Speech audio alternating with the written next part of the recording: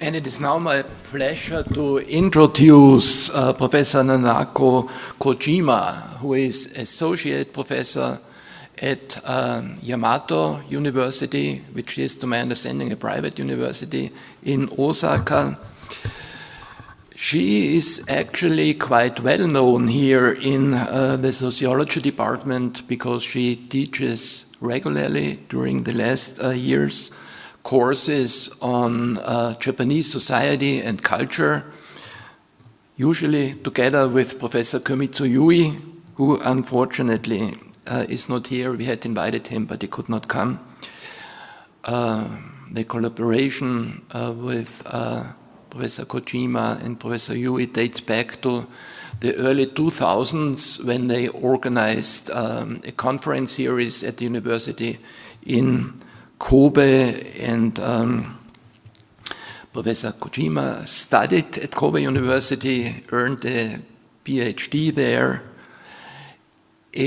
She has a reputation as a Goffman expert in Japanese sociology, translated and edited the famous book, The Presentation of Self in Everyday Life. Her presentation today is based on her Goffman expertise, and please a warm welcome to Professor Kojima.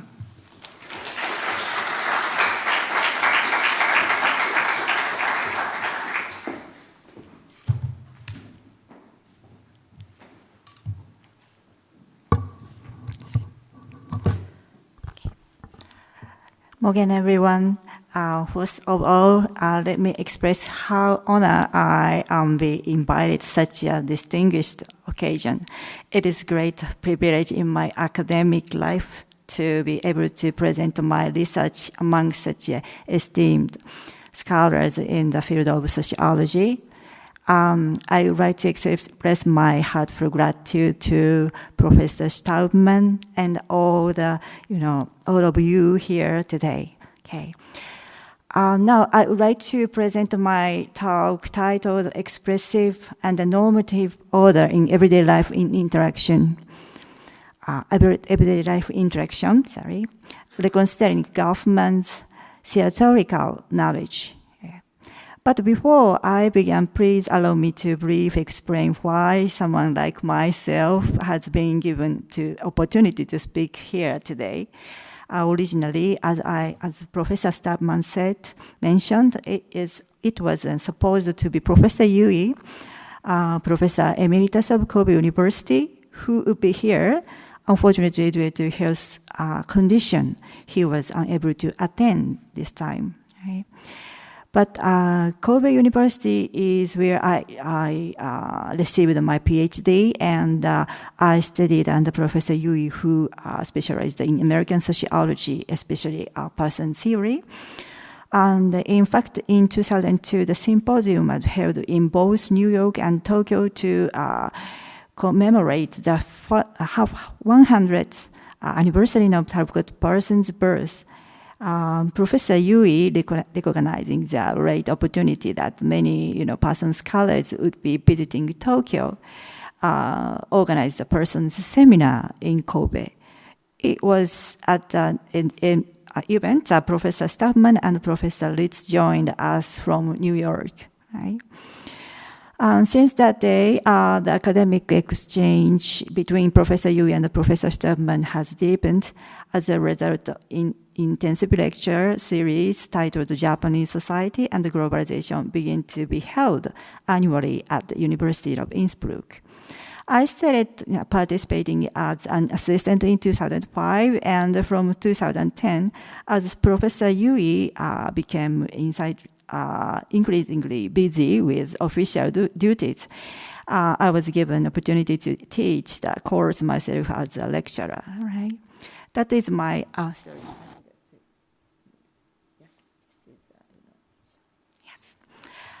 That is my small mention of Professor Yui and academic relation between Kobe University and University of Innsbruck, right? Okay, now I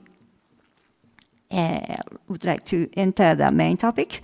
In my own research, I have centered my studies on Goffman theory to explore the significance of the body in the history of sociology.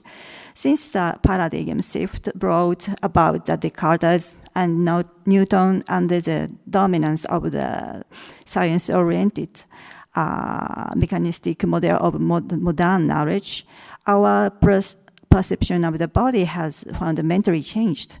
The body has shifted from being alive and experiential entity to becoming an object of the observation and analysis.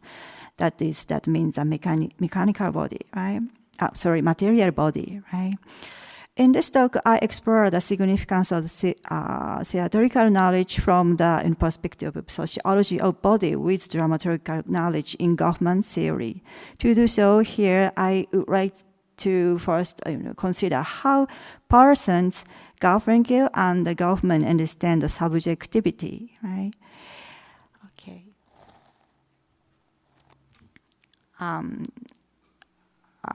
Okay, here we will begin by examining Parsons' concept of the subjective categories. In the early 1950s, the sociological theory based on Parsons' structural functionalism was the height of its prominence. However, from the late 1950s through the 1960s, a number of alternative theories emerged that focus on the diversity of the people's meaning world, right? And Erwin Goffman and Harold Garfinkel wrote their doctoral dissertation during this period of renewed interest in such alternative theories. However, their critique was not a simplistic rejection of Parsons' theory as an overly deterministic grand theory based merely on value norm assumptions. On the contrary, both Goffman and Garfinkel considered Parsons' theory as a highly sophisticated contribution to the social sciences, and they engaged with it deeply as a point of the departure of the refined and further developed sociological theory. Right? Now, let's see many important concepts of Parsons' theory. In his early work, Parsons critically examined the action theory of two economists, as Professor Litz mentioned, Marshall and Pallet, and two sociologists, Weber of his interactive sociology, Bartley, and Durkheim of positivist sociology. Through this, he developed the voluntaristic theory of action. He also clarified the significance of developing his voluntaristic theory of action from the perspective of analytical realism. In this context, while action is analyzed with reference to positive causal laws, the primary aim is to grasp it through subjective understanding, interpretation, and persons attended to resolve elements that positivism fail to grasp as a scientifically analyzable phenomena. Specifically, religious symbolism and more precisely the subjective categories related to its referential context. Right? This discussion focuses on these subjective category of action. As Parsons himself pointed out, these categories are not only central to the early voluntaristic theory of action, but also played a crucial role in the describing social structure in his later structural functional analysis. Right? The concept has been carried forward evolvingly gradually over time. The reflections here draw primarily from Parsons' late work, Action Theory and Human Condition, as well as from the writing Parsons Scholar, Munk, 1981. Okay.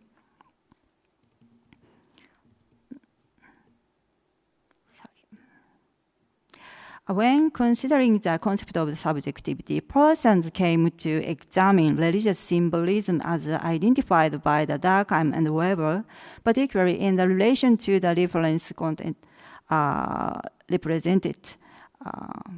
Persons recognize the referential content of symbols represent aspect of reality, meaningful if human experience, yet were excluded from the scope of scientific observation and analysis. By elucidating these elements, he believed that the sociological analysis of action would become possible, right? This is the slide of the analytical realism. In addressing the subjective categories, persons follow the framework of Kantian's three critiques. He first considered Durkheim's sacred pronoun a profound dichotomy and Weber's charisma theory. According to persons, these are elements that evoke awe, and as a result, function as forces that generate a collective order and form moral communities. These elements are not immanent in the referential object of experience, but rather correspond to Kant's practical reason, right? Unverifiable referential objects. Persons terms, this the transcendental normative condition or ultimate value, which he holds exists only within the individual's mind. This dimension can be seen as a morality, one aspect of the subjective categories. Then, yes, persons also adopt Durkheim's position that morality gives rise to cognition, namely that ultimate value serve as a cognitive standards related to the worldview. In Weber's case, the supernatural singularity encompasses a worldview. This aspect aligned with Kant's pure reason, pointing to the link between morality and the cognition, and can be understood as an element of understanding within the subjective categories, right? And the third component of the subjective category is emotion. Emotion is proposed as complete to the subjective category through the expressive of the ultimate values. This is referenced in the Durkheim's concept of rituals as a practical expression of the reverence for the sacred. In such ritual, the phenomena of collective effervescence express a shared attitude toward ultimate values, serving as a principle that reinforces the social solidarity. This can be interpreted as corresponding to Kant's judgment of taste or aesthetic judgment, right? So in this way, in Parsons' theory, ultimate value pertain to unverifiable and transcendental references, contents related to the morality, cognition, and emotion. Thus, the framework for the action grounded in these values belong to the internal dominant of the actor, making it possible to conduct an internally subjective analysis of action. Okay. So next we examine how Garfinkel understands the subjectivity. Garfinkel, influenced by the Schutz phenomenological sociology and logical positivists like Wittgenstein, Garfinkel critically examined Parsons' analytical realism, which is based on the value and norms, and sought to fundamentally shift to the direction of social theory. He argued that it was essential to view social order not as a system integrated by norms, but as a generative phenomenon that the people continuously reconstruct in everyday life. Okay. Garfinkel developed his own situational theory based on the Schutz principle of subjective interpretation. So what was the analytical framework Garfinkel devised? To address this question, we first need to examine the concept of interdependence that both Parsons and Garfinkel had in mind when considering interaction.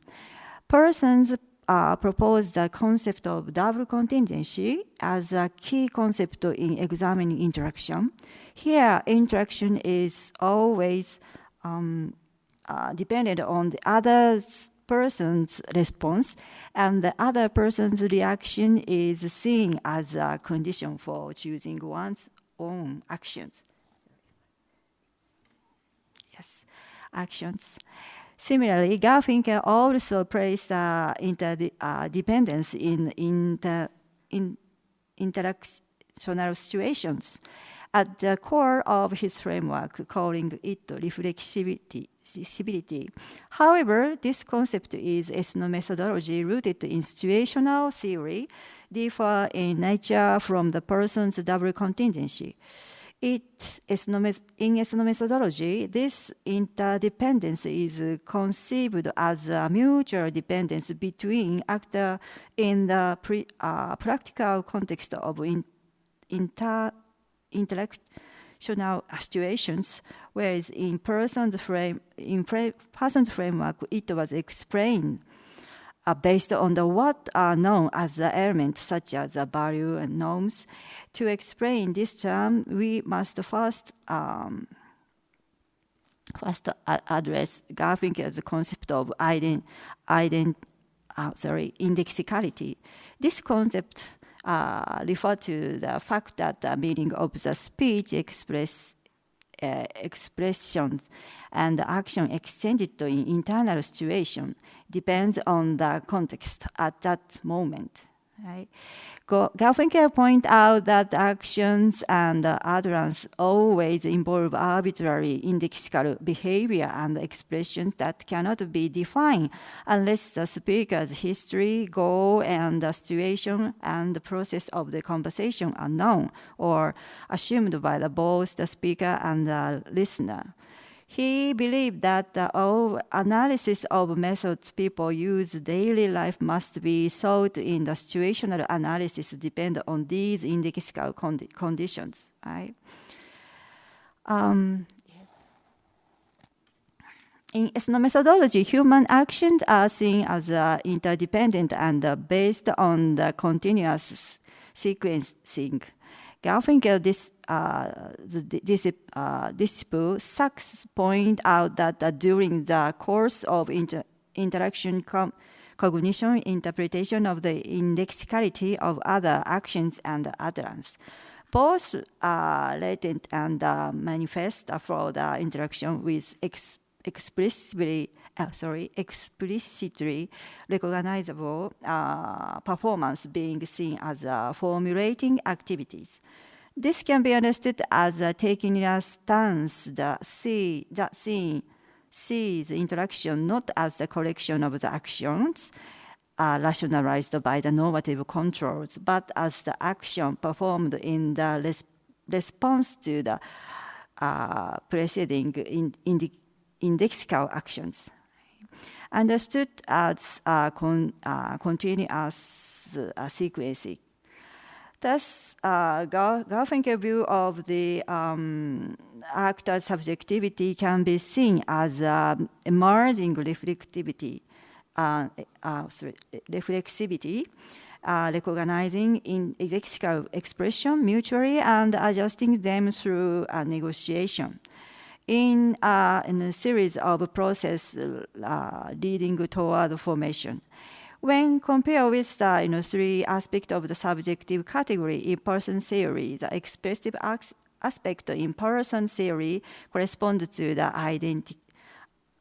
indexicality, the cognitive aspect of formulation and the evaluative aspect to the negotiability.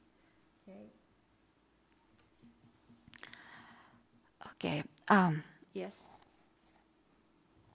Furthermore, Garfinkel referred to the analysis of the chain of the meaning constructed from this subjective standpoint as congruence theory, a framework in which the actions of the analysis subjects are examined in light of their empirical reality. In contrast, correspondence theory, which compares the actions of the analysis subjects to an analytical reality by persons. He critically viewed a later approach, of course. Okay. So now let's enter the Goffman's theory.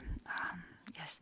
Although Goffman was critical of person theory of action and the system theory, we can find the acknowledged in his 1953 doctoral dissertation submitted to the United States University of Chicago that his classification of social interaction as this distinct unit of social organization or social order was influenced by Talcott Parsons, the social system. He inherited from Parsons the stance of the trading interaction as a self-contained system. Self-contained system, right? However, Goffman consistently adopted what he called the naturalistic way, an analytical method that observes and analyzes in the interactional field as it is, which set him in position to the position of Parsons' analytical realism. This approach inherits the tradition of empiricism from the legacy of contemporary anthropology and the Chicago School of Sociology. Its philosophical roots trace back to American pragmatism based on the idea that knowledge should be acquired through observation and experience. While Goffman was fundamentally informed by his empirical mindset, he did not merely adopt an interpretive stance to ethnographically describe and analyze it. He also used the collected data as a material to develop his own theory of interaction based on the functionalist framework rooted in the Durkheim and Parsons sociological tradition. Drawing on influence of Durkheim's sociology of religion found in Goffman's early theory, one might even dare to extract a generally universal concept of Goffman's definition of subjectivity in analogy of Parsons' subjective categories. That is, beginning with the concept of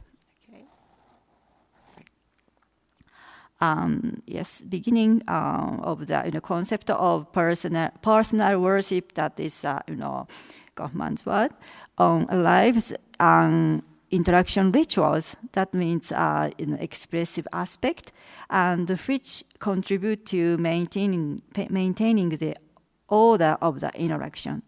These in turn act as a cognitive standards by which evaluated content becomes integrated into a worldview. This is a cognitive aspect, right? Thus, forming a structure based on the ultimate values that is also applicable in Goffman's theory. Within this symbolically constructed space, actors confirm the definition of the situation under the working consensus, maintaining the order of interaction, right? From this, it becomes clear that the Goffman theory aligns not with the so-called congruence theory that Garfinkel emphasized, but rather with the correspondence theory. On this point, Anne Rose, in her comparison with the ethnomethodology criticized Goffman's theory in two main aspects, conceptual reduction and typification. She argued that in this respect, Goffman failed to overcome the aporia into which conventional sociological theory had fallen. As Rawls pointed out, while Goffman was indeed describing the phenomena as they were, the analytical method he used was based on the observer's scientist's unique perspective. This means conceptual reduction, and he structured his theory by identifying the pattern through the typification, right? I skipped right now example. Okay, and yes, sorry.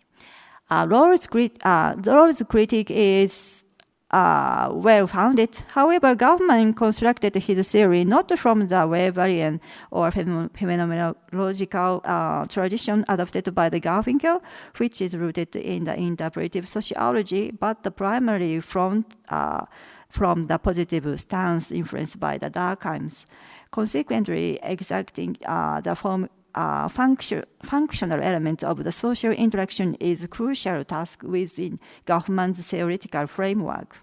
Regarding the discussion of the subjectivity, Garfinkel developed his discussion of the interdependence based on the reflexivity, while regarding the cognitive framework of actor as an individual and unique.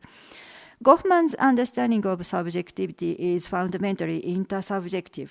It is not regarded as an individual phenomenon, but rather as something constructed through the relations within the shared symbolic order. That perspective is consistent with the dramaturgical approach. Okay, now we enter the main topic.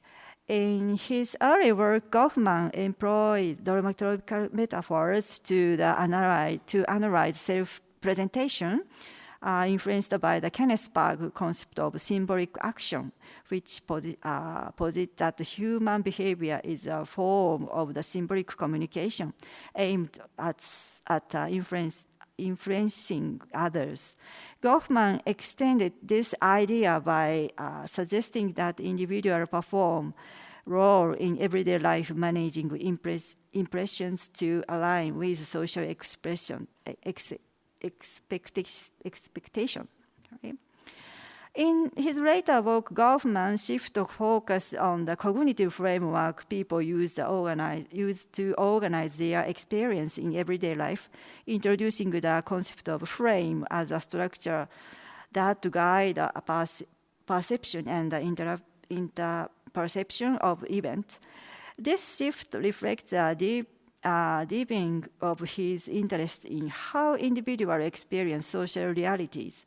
I believe that if we focus on Goffman's theoretical framework, which incorporates the lived body and the dramaturgical elements based on it, we can discern a single continuous thread running through these two areas. Yes, Goffman's first part and the later part, right? First, I would like to examine the early discussion on self-presentation based on the metaphor of drama. Goffman was gradually influenced by the Berg's lecture at the University of Chicago in 15th.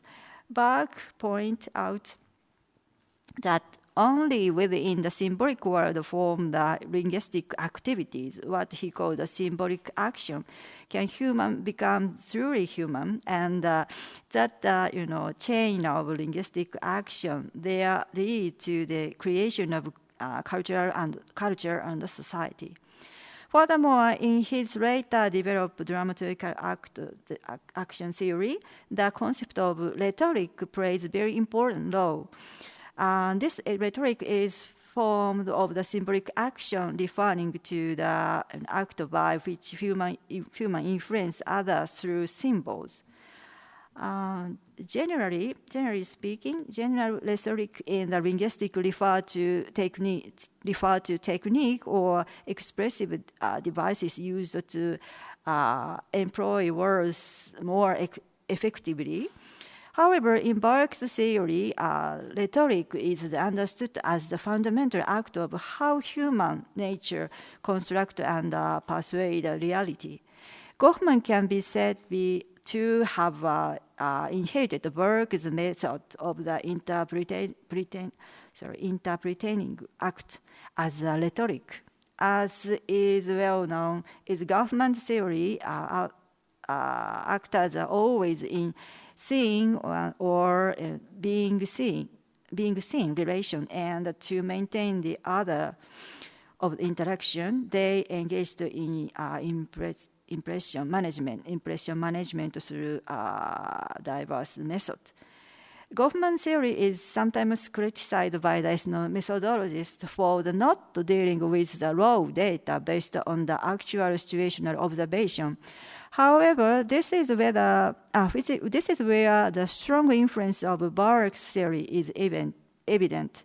Goffman's theory is not a thoroughly practical theory like Garfinkel's, but basically contains many elements of the abstract theory.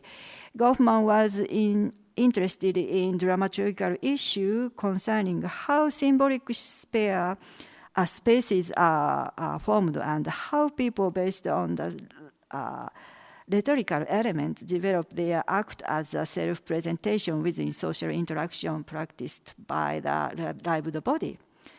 So far, we have analyzed the basic structure of Goffman's early drama-based interaction theory and the influence of Burke's rhetoric. In Goffman's theory, these theoretical effects are lead as and constructed among the actors through their expressive aspects in the embodied interaction. However, it should be noted that Goffman did not believe actors acted solely as rational agents. The true essence of Goffman's dramaturgy lies here. Goffman thought that the people in situation not only behave rationally under the impression management, but also define situation by mutual reading embodied sign and cue based on the experience. It is dramaturgical consideration. He depends his analysis of the reading of the expressive messages. He took up many examples of the messages that actors are unconsciously express, such as tact, sign, and cue, that confirm the definition of situations, pointing out that embodied knowledge is very important where people confirm definition of situation. This perspective is also important to his later frame analysis, developed based on Bateson's ecological perspective and information theory, where the discussion of the frame reading becomes central. The reading Bateson's theory, Professor Staubman's new book, and Professor Yui's paper provided precise explanation. So I would recommend refer to these sources. Goffman, however, developed his frame theory by drawing on Bateson's analysis of meta-message in interaction based on his hierarchy of logical types. Okay. Sorry. Maybe time is up and I have to skip, but yes. And the frame is cognitive framework that enable communication between actors and assign meaning to the end word. Bateson, who dropped the concept of the frame, took the position that the cognitive frame of human and same other animals fundamentally share the cognitive ground. According to Bateson,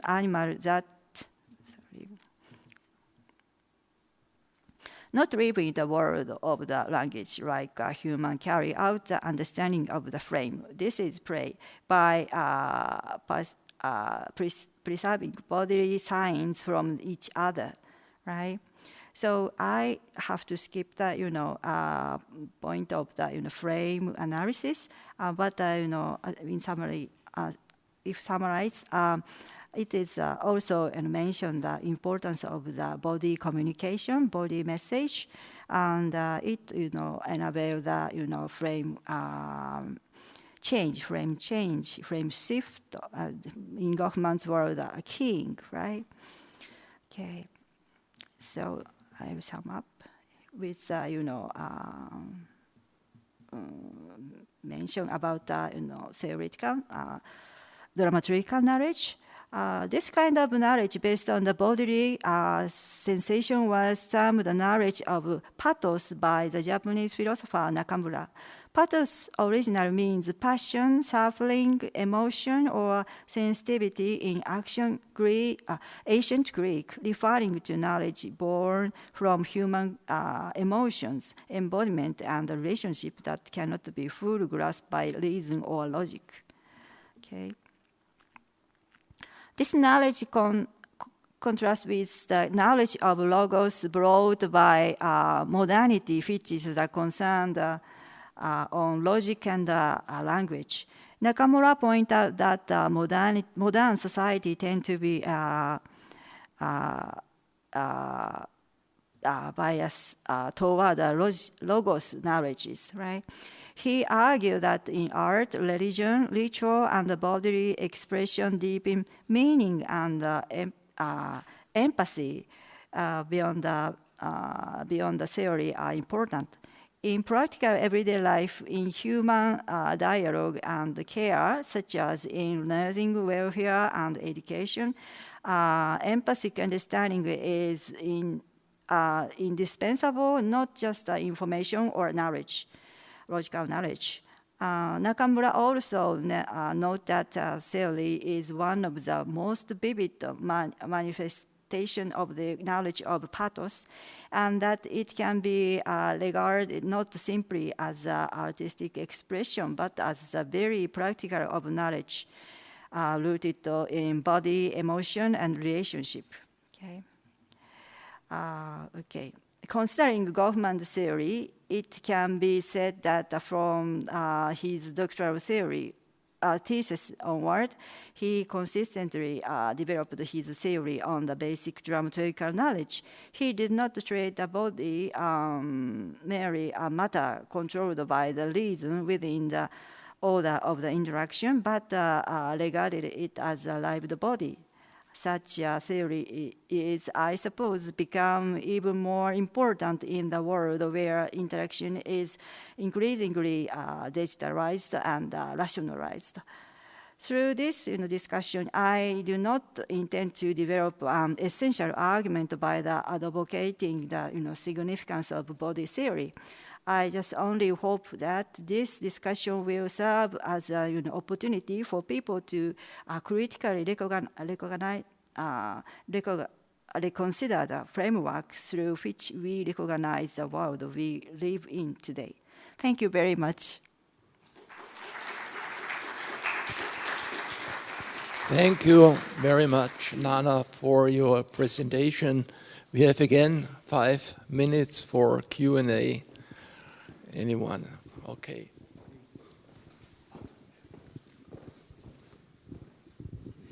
Yeah, thank you very much to both speakers for the very insightful and interesting, thought-provoking presentations. If there had been time in the first discussion slot, I would have asked you about Garfinkel, so I was very happy to see that you're taking him up. I had the opportunity to work in the Garfinkel archive a few years ago, and like one of the most interesting takeaways for me was that to witness this recrafting of the narrative of the relationship between Parsons and Garfinkel, who have, like, for many decades been constructed as opponents, incompatible, like either you follow the one or the other, and so on. Garfinkel also being a student of Parsons, like yourself. So I would have been interesting to hear what your thoughts about this relationship are. And I also love to see how you put, like, those three important thinkers next to each other and compared them along very interesting dimensions. And like one other interesting takeaway from the archive was that, which I had not known before, Garfinkel and Goffman actually collaborated for a while and thought about writing a book together, but then had a falling out, which often happened around Garfinkel, I believe, and then ended up writing different books about a similar topic. So my question for you would be, after this very thorough analysis of the relationship or of the differences, probably mostly, between the three thinkers, do you think they are, at the end of the day, compatible in any way? Would it be possible, from your point of view, to construct a theory that brings the three of them together? And maybe related to that, maybe not related to it, do you think they're compatible on a methodological level? So do you think we could come up with some kind of empirical research project that relates to all three of them, or would that not work at all because they live in totally different worlds? Thank you. Thank you very much. Yes, there is a relation between Goffman and Garfinkel. Just yesterday, I asked the professor, Litz.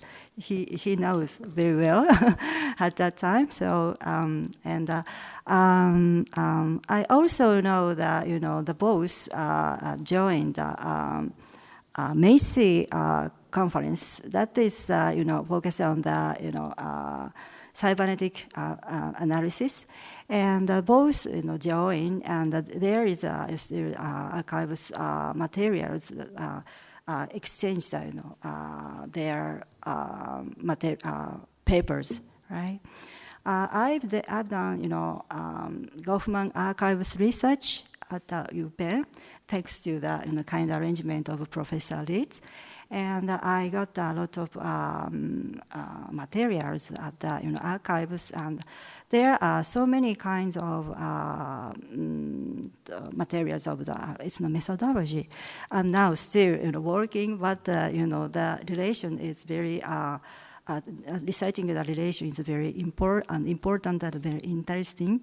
And I think if you are interested, I want to share the information and develop my research. Okay, thank you very much. Well, thank you very much, Nana. Thanks again to both.